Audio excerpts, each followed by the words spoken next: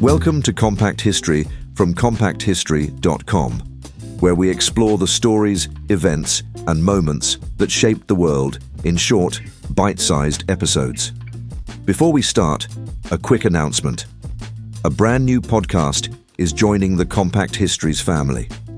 It's called Compact Science, and it brings you clear, straightforward explanations of science-related topics, all in the same short, bite-sized format. Look out for Compact Science wherever you get your podcasts and on compacthistories.com, launching in the next few weeks.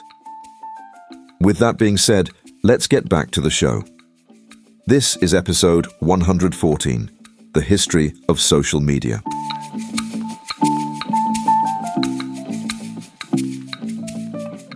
Social media did not begin with profiles, photos, or algorithms.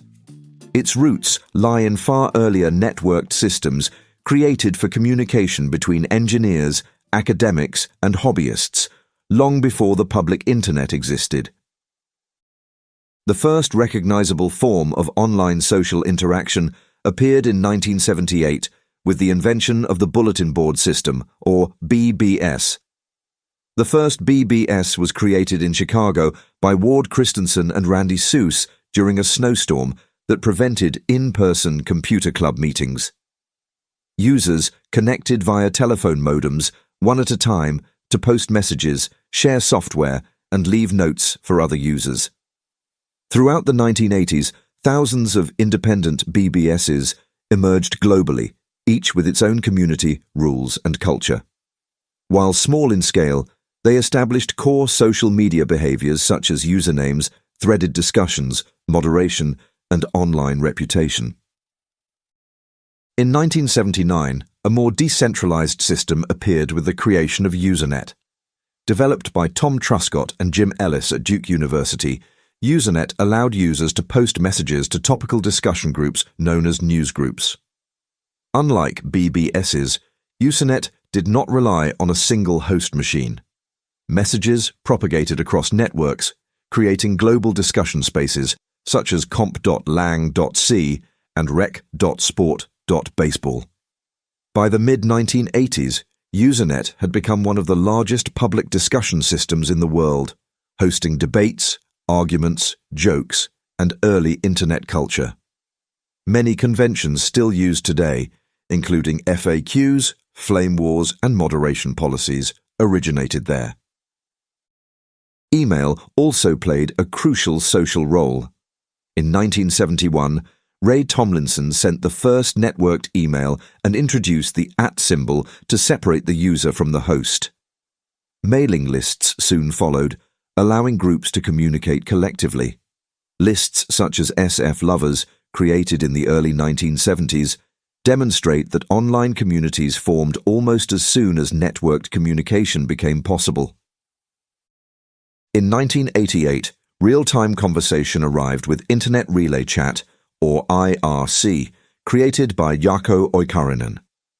IRC enabled live group chats organized into channels, with operators, nicknames, and moderation tools. It was widely adopted by developers, gamers, journalists, and activists, and became a major communication tool during events such as the 1991 Soviet coup attempt. By the early 1990s, these systems had already established the foundations of social media. Users formed identities, joined communities, argued, collaborated, and built relationships entirely online. What they lacked was scale and visual polish, not social behavior. When the web arrived, it did not invent online social life. It inherited it. The transition from scattered online communities to recognizable social networks began in the late 1990s, driven by the growth of the World Wide Web and the falling cost of internet access. For the first time, platforms were built specifically around personal profiles and explicit social connections, rather than shared topics or messages. The first service to resemble modern social media was 6 Degrees, launched in 1997 by Andrew Weinreich. Named after the 6 degrees of separation concept, 6 Degrees allowed users to create personal profiles, list friends, and see connections between people. These features, now taken for granted, were genuinely novel at the time. By 1999, 6 Degrees had attracted around 1 million users. However, the internet audience was still relatively small, and many users struggled to find enough real-world contacts online to make the service compelling. Still, it was sold in December 1999 to Youthstream Media Networks for $125 million, just before the dot-com bubble burst. It closed in December 2000, but it established the core architecture of social networking. The next major step came with Friendster, launched in 2002 by Jonathan Abrams. Friendster expanded on 6 Degrees ideas and grew rapidly, reaching over 3 million users within months. It was particularly popular in the United States and later in Southeast Asia. Friendster introduced social networking to a mainstream audience and demonstrated that large-scale online social graphs were possible. However, rapid growth exposed technical weaknesses. Slow performance, server failures, and strict limitations on how users could interact frustrated the community. By the mid-2000s, user engagement declined sharply as competitors emerged. In 2003, MySpace launched and quickly filled the gap Friendster left behind. Founded by Tom Anderson and Chris DeWolf, MySpace prioritized user freedom over structure.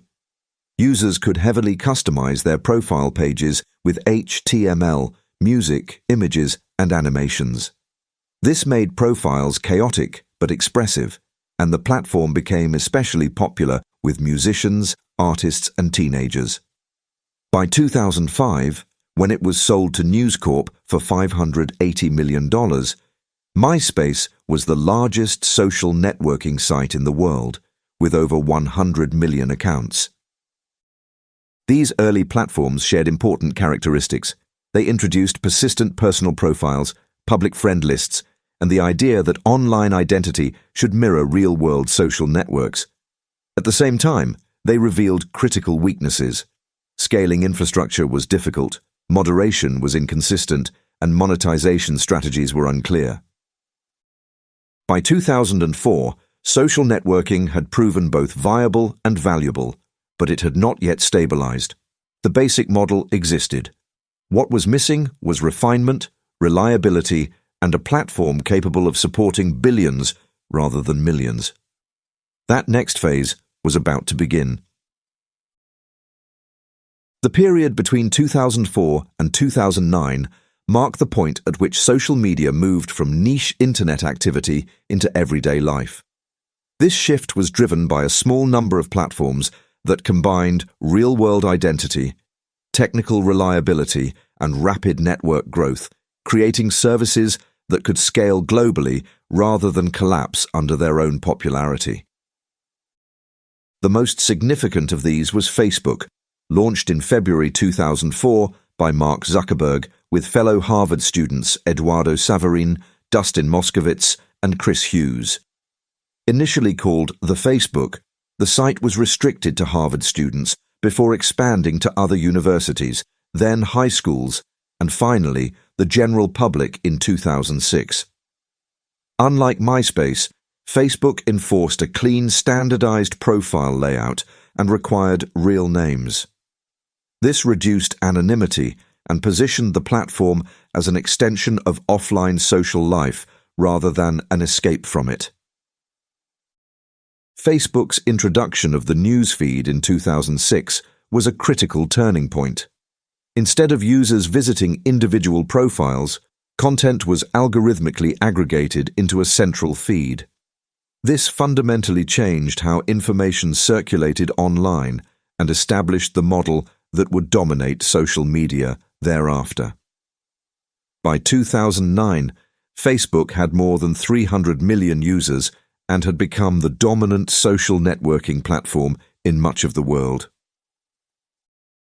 At the same time, a different approach to social interaction emerged with Twitter. Launched in 2006 by Jack Dorsey, Noah Glass, Biz Stone and Evan Williams, Twitter was originally designed as a short message service allowing users to post updates of up to 140 characters. Unlike Facebook, Twitter was public by default. Users could follow others without mutual approval, enabling asymmetric networks where journalists, politicians, and celebrities could broadcast directly to large audiences. Twitter gained wider attention during events such as the 2007 South by Southwest conference, where usage spiked dramatically. It quickly became a platform for real-time commentary on news, politics, and popular culture.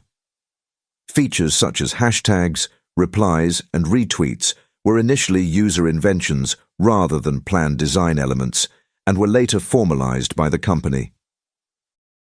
This period also saw the decline of earlier platforms. MySpace struggled after its 2005 acquisition by News Corporation, failing to modernize its infrastructure or user experience. Facebook's stability, speed, and clearer social purpose made it increasingly dominant. By the end of the decade, social media had become embedded in daily routines. Real name identities, centralized feeds, and constant updates were now normal. The foundations of modern social media were firmly in place, setting the stage for mobile devices, visual platforms, and far greater cultural influence in the years that followed. Between 2010 and 2014, social media underwent a decisive shift driven by one piece of hardware: the smartphone. As devices like the iPhone and Android phones became widespread, social media stopped being something people checked at a desk and became something they carried constantly. This changed not just how often platforms were used, but what they were used for. The most influential platform of this period was Instagram. Launched in October 2010 by Kevin Systrom and Mike Krieger, Instagram was built specifically for smartphones. It allowed users to take photos, apply filters, and share them instantly. The focus on images over text lowered barriers to participation and made content faster to consume. Instagram reached 1 million users within 2 months and was acquired by Facebook in 2012 for approximately $1 billion, a clear signal that visual social media was the future. While Instagram focused on polished images, Snapchat took the opposite approach. Created in 2011 by Evan Spiegel, Bobby Murphy, and Reggie Brown, Snapchat introduced disappearing messages that deleted themselves after being viewed. This challenged the assumption that social media content should be permanent. Snapchat became especially popular with younger users, offering a sense of privacy and informality that Facebook lacked. Features such as Stories, introduced in 2013, would later be copied by multiple platforms. Messaging also became social. WhatsApp, founded in 2009 by Jan Koum and Brian Acton, expanded rapidly during this period as smartphones and mobile data plans spread globally. WhatsApp offered free or low-cost messaging across borders, replacing SMS in many countries. Group chats, voice messages, and read receipts turned private messaging into a core social experience rather than a simple utility. Facebook acquired WhatsApp in 2014 for $21.8 billion, underlining the strategic importance of private networks. This period also marked the decline of desktop-first social media habits. Check-ins, live photo uploads, and instant sharing tied online identity to physical location and daily activity. Social media became visual, immediate, and continuous. By 2014, the direction was clear. Text-heavy platforms were no longer dominant. The future of social media would be mobile-first, image-led, and integrated into everyday life. The next phase would focus not just on connection, but on influence, monetization, and algorithmic control. By the mid-2010s, social media platforms were no longer simply places to communicate. They had become powerful distribution systems controlled by algorithms, shaping what billions of people saw, shared, and believed. Between 2015 and 2019, the defining change was not the launch of entirely new platforms, but the consolidation of platform power and the rise of monetized influence. Although YouTube launched earlier in 2005, its transformation into a central social media force accelerated during this period. Acquired by Google in 2006, YouTube increasingly relied on recommendation algorithms rather than subscriptions. By prioritizing watch time and engagement, the platform incentivized longer videos, frequent uploads, and emotionally charged content. Creators became professionalized, with full-time careers built around advertising revenue, sponsorships, and brand deals. YouTube personalities reached audiences comparable to traditional broadcasters, often with far less oversight. Influencer culture expanded rapidly across platforms. On Instagram, users with large followings began to monetize attention through sponsored posts, affiliate links, and partnerships. This blurred the line between personal expression and advertising. Influencers were no longer just popular users. They were marketing channels. Platforms adjusted their tools accordingly, introducing business accounts, analytics dashboards, and paid promotion features. A major new entrant arrived from China.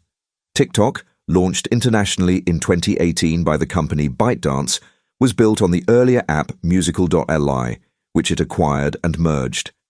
Unlike previous platforms, TikTok did not rely primarily on social connections. Its For You feed was almost entirely algorithm-driven, promoting content based on user behavior rather than who they followed. This allowed unknown creators to reach millions of viewers overnight. TikTok's short video format and powerful recommendation system rapidly attracted younger users and reshaped content creation norms. Algorithmic control also brought scrutiny. Platforms were increasingly accused of amplifying misinformation, extremism, and polarizing content because such material generated engagement. Revelations about data misuse, particularly following the Cambridge Analytica scandal involving Facebook in 2018, intensified public and political concern. Governments began holding hearings, demanding explanations of how platforms curated content and handled user data. By the end of the decade, social media companies had become some of the most powerful corporations in the world. Their algorithms influenced elections, consumer behavior, and cultural trends. Individual creators could gain unprecedented visibility, but only within systems they did not control. This period marked a clear shift. Social media was no longer defined primarily by connection. It was defined by attention, monetization, and algorithmic power, setting the stage for regulatory battles and cultural pushback in the years that followed. From 2020 onward, social media entered a phase defined less by rapid expansion and more by regulation, political pressure, and structural fragmentation. Growth continued, but the mood shifted. Platforms that had once positioned themselves as neutral technologies were increasingly treated as powerful public actors. Regulation accelerated first in Europe. The European Union's General Data Protection Regulation, which came into force in 2018, began to have visible downstream effects in the early 2020s, forcing platforms to alter data handling, advertising practices, and consent mechanisms. This was followed by the Digital Services Act and Digital Markets Act, which targeted content moderation, platform accountability, and market dominance. For the first time, major social media companies faced coordinated legal frameworks rather than isolated fines. The COVID-19 pandemic intensified scrutiny. During 2020 and 2021, platforms such as Facebook, YouTube, and Twitter became central channels for public health information, but also for misinformation. Governments pressured companies to remove false claims, while critics warned of censorship. This period exposed the difficulty of moderating speech on a global scale, particularly when political trust was already low. Platform ownership also became a flashpoint. In 2022, Elon Musk acquired Twitter and rebranded it as X in 2023. The takeover led to rapid changes in moderation policy, verification systems, and staffing. Advertisers withdrew, alternative platforms gained attention, and debates over free speech versus platform responsibility intensified. The episode highlighted how concentrated control over a major platform could reshape global discourse almost overnight. At the same time, user behavior began to fragment. Instead of one dominant public square, audiences spread across multiple services. TikTok continued to grow, particularly among younger users, while platforms such as Discord, Telegram, and private WhatsApp groups drew users away from public feeds towards smaller, semi-closed communities. The everything app model struggled to coexist with rising demand for privacy and control. Governments outside Europe also moved more aggressively. The United States held repeated congressional hearings involving platform executives. India imposed content and data localization requirements. Several countries restricted or threatened bans on TikTok over national security concerns, reflecting growing anxiety about foreign-owned platforms. By the mid-2020s, it was clear that social media had passed its early peak of cultural novelty. It had become infrastructure, embedded in politics, commerce, and daily life, but no longer universally trusted or admired. Growth slowed in mature markets, user sentiment hardened, and regulation became permanent rather than exceptional. Social media did not collapse, it stabilized. The era of unchecked expansion ended, replaced by one of negotiation between platforms, governments, and users. What emerged was not a single shared networked world, but a patchwork of platforms, rules, and communities shaped as much by law and politics as by technology.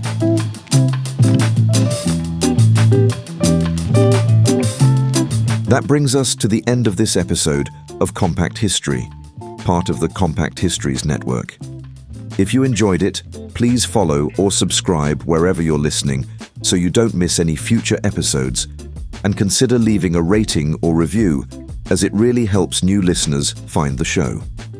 You can find more episodes at compacthistory.com, where you can also explore our other podcasts covering biographies, warfare, disasters, mysteries, and true crime.